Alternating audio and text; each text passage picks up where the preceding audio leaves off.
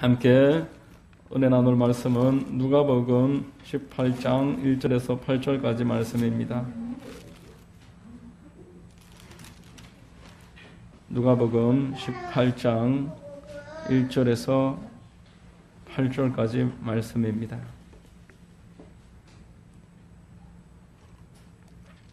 제가 봉독해 드리겠습니다. 예수께서 그들에게 항상 기도하고 낙심하지 말아야 할 것을 비유로 말씀하여 이르시되 어떤 도시에 하나님을 두려워하지 않고 사람을 무시하는 한 재판장이 있는데 그 도시에 한 과부가 있어 자주 그에게 가서 내 원수에 대한 나의 원한을 풀어주소서 하되 그가 얼마 동안 듣지 아니하다가 후에 속으로 생각하되 내가 하나님을 두려워하지 않고 사람을 무시하나 이 과부가 나를 번거롭게 하니 내가 그 원한을 풀어주리라. 그렇지 않으면 늘 와서 나를 괴롭게 하리라 하였느니라. 주께서 또 이르시되 불의한 재판장이 말한 것을 들으라. 하물며 하나님께서 그 밤낮 부르짖는 택하신 자들의 원한을 풀어주지 아니하시겠느냐. 그들에게 오래 참으시겠느냐. 내가 너희에게 이르노니 속히 그 원한을 풀어주시리라. 아멘. 할렐루야. 오전 예배 함께 나오신 여러분들 주님 이름으로 환영하고 축복합니다. 우리 옆에 분과 한번 인사하겠습니다. 참 잘 오셨습니다. 참 잘 오셨습니다. 만나서 반갑습니다. 저는 봉독해드린 누가복음 18장 1절로 8절을 통해서 너희에게 오래 참으시겠느냐, 너희에게 오래 참으시겠느냐, 이와 같은 제목으로 하나님의 말씀 전하겠습니다. 성령께서 역사해 주시고 우리 모두에게 깨달음과 큰 은혜가 있게 되시기를 바랍니다. 사업에 공궁에 빠진 한 아들이 아버지를 찾아가서 눈물을 흘립니다. 아버지, 제가 할 수 있는 일을 다 했습니다. 그런데 이제 더 이상 가망이 없습니다. 제 사업은 이제 끝입니다. 잠시 침묵하던 아버지가 아들에게 이렇게 말을 합니다. 너는 네가 할 수 있는 모든 일을 다 했다고 하지만 한 가지를 하지 않았다. 아들이 젖은 눈으로 아버지를 응시하였고 아버지가 계속 말을 합니다. 너는 아직 나에게 도움을 구한 적이 없지 않느냐. 아버지는 아들의 그 어려움을 알고 있었지만 그 아들이 아버지에게 찾아올 때까지 그리고 스스로 그 난관 가운데서 최선을 다하기를 기다리면서 지켜보고 계셨던 것입니다. 그리하여 이 아버지는 아들의 마지막 순간에서 찾아왔을 때 재산의 일부를 정리를 해서 그 아들의 사업을 도와주고 다시 한번 기회를 얻었다라고 하는 것입니다. 하나님께서 성도를 향해서 가지신 뜻을 분명하게 말씀하셨습니다. 기도하라 라는 것입니다. 데살로니가전서 5장 16절에서 18절에 항상 기뻐하라, 쉬지 말고 기도하라, 범사에 감사하라. 이것이 그리스도 예수 안에서 너희를 향하신 하나님의 뜻이니라 라고 말합니다. 귀찮아서 듣기 싫으시다면 무엇 때문에 기도하라 하시겠습니까? 기도 아무리 해도 응답해 주실 능력이 없으시다면 왜 우리에게 계속 기도하라 하시겠습니까? 전혀 귀찮지 아니하시고 아무리 찾아와서 계속 구해도 하나님 성가시게 여기지 아니하시고 얼마든지 그 일에 대해서 그 사람에 대해서 책임지실 능력이 있으시기 때문에 그래서 우리에게 계속 기도하라 말씀하시는 것입니다. 여러분, 사람들이 갈등이 생기면은 하나님의 뜻이 무엇일까 고민을 하지만 하나님의 뜻은 이미 벌써 기도하는 것이라고 정해져 있습니다. 이것을 모르는 것입니다. 기도 자체가 하나님의 뜻이기 때문에 기도하면은 응답은 물론이거니와 아울러서 그 기도한 자체에 순종의 복이 있는 것입니다. 기도하러 나온 자체에 하나님의 말씀을 순종했으므로 하나님이 기뻐하시고 그에게 응답과 아울러서 순종의 복을 더해 주십니다. 오늘 말씀은 첫 번째로 모든 기도입니다. 본문은 기도와 관해서 많이 설교되어지는 말씀입니다. 저도 오늘 이 본문으로 여러 차례 설교를 한 적이 있습니다. 오늘은 관점을 달리해서 한번 살펴볼 것인데 본문 1절 말씀에 보면은 예수께서 그들에게 항상 기도하고 낙심하지 말아야 할 것을 비유로 말씀하여 이렇게 말합니다. 항상 기도하고 낙심치 말아야 된다라는 것입니다. 여러분, 기도의 반대는 낙심입니다. 기도와 낙심은 서로가 전혀 반대의 말입니다. 기도는 곧 믿음이고 기도는 곧 소망입니다. 사람이 기도를 한다는 것은 믿음이 있다는 것이고 기도를 한다는 것은 아직 소망이 남아있다는 것입니다. 기도하면서 낙심할 수는 없습니다. 낙심한 사람이 제대로 기도를 할 수도 없습니다. 기도와 낙심이 공존하고 있다면 아직 제대로 된 기도를 하지 못하고 있다는 방증인 것입니다. 여러분, 제대로 기도하려면 낙심이 사라질 때까지, 낙심이 더 이상 내 마음에서 나를 주장하고 나를 짓누르지 못할 때까지 하나님의 말씀을 부여잡고 기도하는 것입니다. 성도가 살아갈 때 얼마나 낙심되는 일들이 많습니까?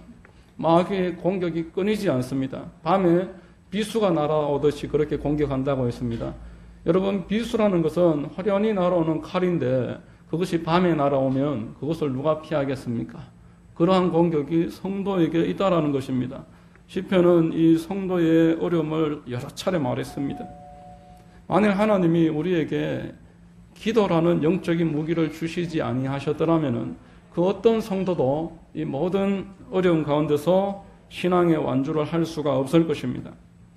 오늘 이 본문 1절의 말씀의 의미는 기도하지 않으면 낙심이 찾아온다라는 그런 뜻입니다. 신앙생활에 어려움이 찾아오고 기쁨이 사라지고 마음이 천갈래 만갈래 계속 찢어지는 것은 다른 이유가 아닙니다. 기도를 지금 제대로 하지 않고 있다라는 그런 경보입니다. 알람입니다. 신앙생활의 어려움은 본래에 있는 것입니다. 성경에 아브라함과 이삭과 야곱과 요셉, 이후로 모세와 여호수아, 다윗, 누구 한 사람 어려움이 없던 사람이 없었습니다. 그들은 기도를 통해서 모든 어려움을 이겨낼 수 있었고 신앙의 위인으로 자리매김할 수 있었습니다. 여러분, 기도하지 않기 때문에 수렁으로 빠져들어가고 끝없는 수렁에서 헤어나오지 못하고 어려움의 문제들이 계속 나에게 첩첩산중 쌓여가는 것입니다. 그러나 우리가 하나님 앞에 마음을 정하고 뜻을 정하고 시간을 정해서 기도하려고 작정을 하고 기도하기 시작하면은 아침에 그 이슬이 그리고 안개가 사라지듯이 내 앞에 쌓여있던 모든 문제들이 서서히 눈에 보이지 않지만 눈 녹듯이 얼음 녹듯이 없어지기 시작해서 흔적도 찾지 못할 만큼 사라지는 것을 믿으시기를 바랍니다. 여러분, 에베소서 6장 말씀에 보면은 성도에게 하나님이 영적인 전신 갑주를 입혀주십니다. 에베소서 6장 13절에서 18절까지 보면은 그러므로 하나님의 전신 갑주를 취하라. 이는 악한 날에 너희가 능히 대적하고 모든 일을 행한 후에 서기 위함이라. 그런즉 서서 진리로 너희 허리띠를 띠고 의의 호심경을 붙이고 평안의 복음이 준비한 것으로 신을 신고 모든 것 위에 믿음의 방패를 가지고 이로써 능히 악한 자의 모든 불화살을 소멸하고 구원의 투구와 성령의 검 곧 하나님의 말씀을 가지라. 모든 기도와 간구를 하되 항상 성령 안에서 기도하고 이를 위하여 깨어 구하기를 항상 힘쓰며 여러 성도를 위하여 구하라 라고 말합니다. 지금 18절에 보면은 모든 기도와 간구를 하되 이렇게 말씀하고 있습니다. 여러분, 철로 역정이라는 기독교 고전을 읽어보면은 그 크리스천이라는 주인공이 그 신앙의 길을 가다가 어느 한 안식처에서 그 믿음의 선물들을 받습니다. 그곳에서 그 무기를 최종적으로 하나를 주시는데 그 무기의 이름이 모든 기도입니다. 무기 이름의 자체가 모든 기도라는 것입니다. 하나님은 우리 성도들이 모든 일에 기도하기만 하면은 개입해 주시겠다. 그 문제를 해결하시든지 이길 수 있는 마음을 주시든지 이 모든 일에 대해서 내가 너에게 개입하겠다. 여러분, 기도는 성도의 하루를 열고 하루를 마감하는 마스터 키인 것입니다. 하나님이 모든 기도를 여러분들에게 허락하셨습니다. 그러므로 이 모든 기도를 가지고서 하루를 열고 시작을 하며 하루를 마칠 때에도 기도로서 하루를 마치면은 하나님이 개입하셔서 그 일을 열고 닫으시는 줄로 믿으시기를 주의 이름으로 축원드립니다.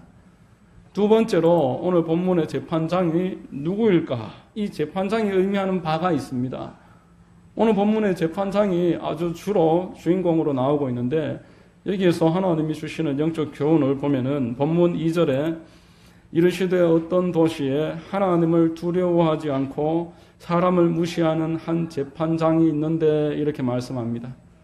4절에도 하나님을 두려워하지 않는 사람이다라는 것을 강조하고 있습니다. 지금 이 사람이 가지고 있는 신앙관이 무엇입니까?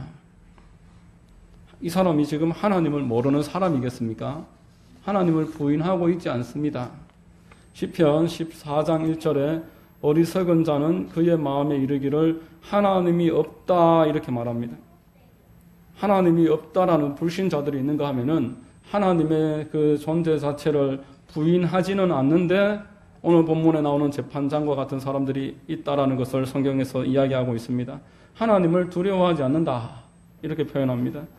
여러분 성경에 여러 차례 하나님을 두려워하지 않는 사람들이 등장합니다. 그들은 남들보다 강합니다. 능력 있고 많은 권력을 가진 사람들이 대부분 그러한데 하나님을 부인하지 않지만 하나님을 두려워하지 않고 대적하고 있습니다. 대표적으로 애굽의 바로 왕이 그랬습니다. 이스라엘을 핍박하던 바로에게 모세와 아론이 찾아와서 하나님을 소개합니다. 그리고 이스라엘 백성들은 하나님의 자녀이므로 하나님께 예배해야 한다 이렇게 말을 하고 바로는 그 예배의 길을 끝까지 방해하고 막고 있습니다. 10가지 재앙이 내려오지만 그래서 자기의 한계가 다다랐을 때 계속 기도를 부탁합니다. 하나님께 기도해서 이 재앙이 그치게 해달라. 그렇지만 그 마음이 부드러워지지 않습니다. 계속 강팍한 마음으로서 하나님의 백성을 핍박하고 결국에는 하나님과의 관계가 단절되고 말았습니다. 본문에 나오는 이 재판장이 그와 같은 사람입니다. 그는 하나님을 알았습니다. 그렇지만 두려워하지 않고 있습니다. 그에게 하나님은 전혀 중요하지 않다라는 의미입니다. 유진 피터슨의 메시지라는 성경에 오늘 본문 4절에 이렇게 번역을 합니다. 하나님이 어떻게 생각하는지 의식하지 않는다. 하나님을 부인하지 않고 하나님이 어떻게 생각하는지에 관심 없다라는 것입니다. 무슨 일을 할 때 내 마음이 우선이고 내 판단이 우선이지 하나님이 어떻게 생각하실까? 하나님이 이 일에 대해서 어떻게 기뻐하시고 나에게 대해서 어떤 마음을 가지고 계실까? 이러한 관심을 가지지 않는다라는 것이 오늘 본문에 나오는 이 재판장의 특징입니다. 여러분, 신앙생활은 하나님을 단지 아는 생활이 아닙니다. 신앙생활은 하나님을 사랑하는 생활이고 하나님을 위해 드리는 생활이 바로 신앙생활입니다. 갈라디아서 1장 10절에 보면은 이제 내가 사람들에게 좋게 하랴 하나님께 좋게 하랴 사람들에게 기쁨을 구하랴 내가 지금까지 사람들의 기쁨을 구하였더라면은 그리스도의 종이 아니니라 라고 말합니다. 신앙생활을 하다가 가족 안에서도 결국에는 어려움이 생길 수 있음을 성경은 수차례 이야기합니다. 아버지와 자식이 아버지와. 분명히 신앙생활 안에서 하나님과 사람 사이에서 갈등을 하다가 내가 선택해야 되는 순간이 온다라는 것입니다. 여러분, 하나님은 세상을 이처럼 사랑하셔서 독생자를 우리를 위해 보내주셨습니다. 그리고 우리를 속량하시고 저주에서 해방시켜 주셨습니다. 그래서 이 사실을 깨닫는 사람은 응당 하나님을 사랑할 수밖에 없고 하나님을 사랑함으로써 이 세상과 하나님 사이의 모든 갈등에서 하나님을 선택하게 되는 것입니다. 여러분, 사랑한다는 것은 그분의 심사를 고려한다는 것입니다. 그분이 어떻게 생각할지가 나에게 있어서 가장 중요한 것이 하나님을 사랑하는 것입니다. 이 기도의 비유를 말하면서 왜 재판장이 하나님 두려워하지 않는다 이 사실을 2절과 4절에서 그 이후로도 여러 차례 반복하는 것을 보면서 저는 생각해 봤습니다. 기도와 하나님 사랑하는 것이 무슨 관계가 있을까? 여러분, 하나님 사랑하는 것과 기도는 밀접한 관계가 있습니다. 사람은 자기 자신이 바라보는 대상을 사랑하게 됩니다. 내 시간이 가고 내 정성이 가고 내 물질이 흘러가면은 그만큼 더 사랑하게 됩니다. 눈에 보는 것이 그 영혼을 사로잡는다고 성경에서 말합니다. 그래서 10계명 1계명에 하나님께서 나와 너 사이에 다른 것이 있게 하지 말아라 말씀했습니다. 열왕기상 11장에 솔로몬이 하나님을 그 이전까지 사랑했었는데 11장서부터 많은 아내를 거느리기 시작했고 후궁이 300이고 후궁이 700이고 첩이 300이었습니다. 그 각국에서 모여들은 그 공주들이 그 솔로몬의 처첩이 되었는데 그들이 들어오면서 수많은 우상들을 가지고 들어왔다고 합니다. 솔로몬이 하나님 바라보고 날마다 제사 드리고 일천번제 드리면서 하나님을 위해서 섬기던 그때는 전혀 그의 영혼에 문제가 없었지만 그 여인들을 바라보고 그 여인들이 가지고 온 우상을 바라보면서 하나님에게서부터 마음이 점차 멀어져서 완전히 돌아서고 말았다고 열왕기상 11장에서 말씀하고 있습니다. 하나님을 버렸다라고 표현하고 있습니다. 여러분, 시간을 들이면은 마음이 갑니다. 낳은 정도 크지만 기른 정이 그 못지않다고 합니다. 동물 기르는 사람들 보십시오. 그 동물 자기가 낳은 것이 아닌데 동물을 얼마나 애지중지하고 사랑하는지 요즘 동물한테 하는 거 보면은 참 말도 하기 어려울 정도입니다. 보험도 들어주고 유산도 나눠주고 납골당도 만들고 또 우리 아파트 앞에 보니까 그 강아지 장례 치러준다고 플래카드가 붙어 있는 것을 보면서 야, 참 내가 낳지는 않았지만 기르면은 사랑하는 마음이 간다는 그 성경의 진리이고 그 어린 왕자에 보면은 그 꽃이 너에게 그만큼 특별한 것은 네가 그 꽃에게 물을 주기 때문이다. 이렇게 이야기합니다. 내가 계속 물을 주고 먹을 것을 주고 시간을 들이고 정성을 들이면은 내 마음이 거기에 가게 되고 사랑하게 된다라는 것입니다. 여러분, 하나님을 사랑하는 방법이 여기 있습니다. 여러분, 하나님은 우리에게 허무한 것을 네 눈앞에 두지 말아라 말씀하셨습니다. 닮아간다는 것입니다. 그래서 하나님은 우리에게 예배를 드리게 말씀하시고 또 기도 생활을 권면하셨습니다. 히브리서 10장 25절에 보면은 모이기를 피하는 어떤 사람들의 습관과 같이 하지 말고 오직 권하여 그 날이 가까움을 볼수록 더욱 그리하자 말했습니다. 왜냐하면은 이것이 하나님을 사랑하게 되는 방법이기 때문에 그렇습니다. 다른 방법으로 하나님을 사랑하게 되는 것이 아닙니다. 기도와 말씀 묵상을 통해서 하나님이 나에게 얼마나 큰 은혜를 베풀어 주셨고 얼마나 나에게 큰 용서와 은혜가 임했는지를 깨닫는 만큼 하나님 사랑하게 된다고 성경은 말씀합니다. 그래서 하나님은 우리에게 계속 하나님께 나와서 하나님 사랑하는 삶을 살아라 권해주고 계십니다. 여러분, 하나님 사랑하게 되는 것을 걱정하지 마십시오. 하나님 사랑하게 될까봐 너무 두려워하지 마십시오. 하나님은 당신을 사랑하는 자를 결코 실망케 하시지 않습니다. 로마서 8장 25절 말씀에 보면은 하나님을 사랑하는 자 곧 그의 뜻대로 부르심을 입은 자들에게는 모든 것이 합력하여 선을 이루느니라 라고 말했습니다. 하나님을 알던 단계에서 하나님을 사랑하는 단계로 하나님을 내 마음의 우선순위로 그렇게 내가 점차 사랑이 발전되어 가면은 하나님은 내 삶의 모든 일에 개입하셔서 합력해서 선을 만들어 주신다. 이것이 성경에서 우리에게 알려주는 지혜입니다. 이 사실을 깨닫게 되시기를 예수님의 이름으로 축원드립니다. 세 번째로 하나님 어떤 분이신가? 이 제사장과 하나님이 대조되고 있습니다.